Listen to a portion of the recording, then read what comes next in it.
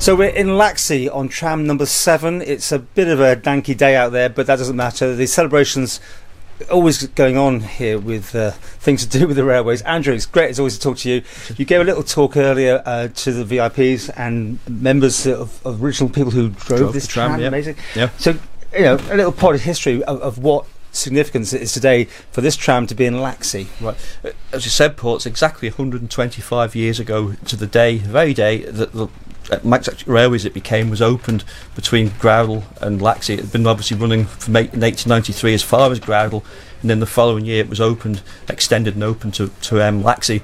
Was it the viaduct that was a big issue to make? It's quite a big production, that, isn't it? Well, we're actually sitting in Laxey Station now, but this is let you into a secret. It's not the original Laxey Station. Oh. The original Laxey Station was over at Wrensell, where the present car shed is, and it terminated there. Oh. This station was only built in 1898 when the line was extended onto Ramsey. Right.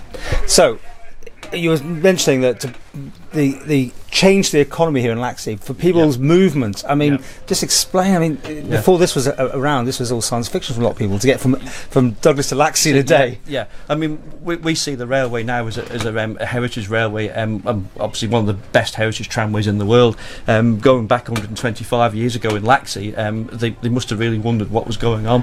Up until that time, if you look at every sort of form of transport, it had a visible means of movement, sort of steam locomotive with steam and your legs, your visible means of movement. Sails on boats. Suddenly this thing had come along where there's nothing. You put a trolley on a wire and it moves, and it must have been like science fiction to them. But I think the thing was, for the village of Laxey, it came just at the right moment.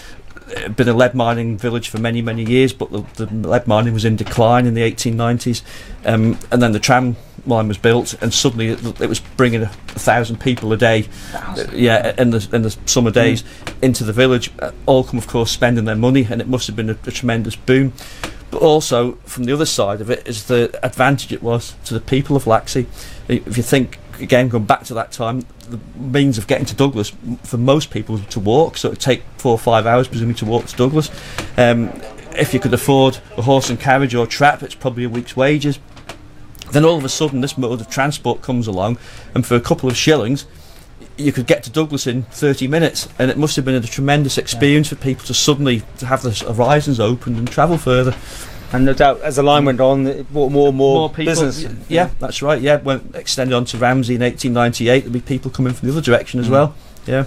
Well, it's been an interesting day. The photographers have been out. You've had a big Heritage Week as well, haven't you? So. We have indeed. It's the annual Manx Heritage Transport Festival. Very successful again. Brilliant to see lots of faces over here enjoying all the events we put on. So, time to start planning next year's, because of course, don't forget, next year is Snaefell Mountain Railway 125. So, we'll have to do something for that as well.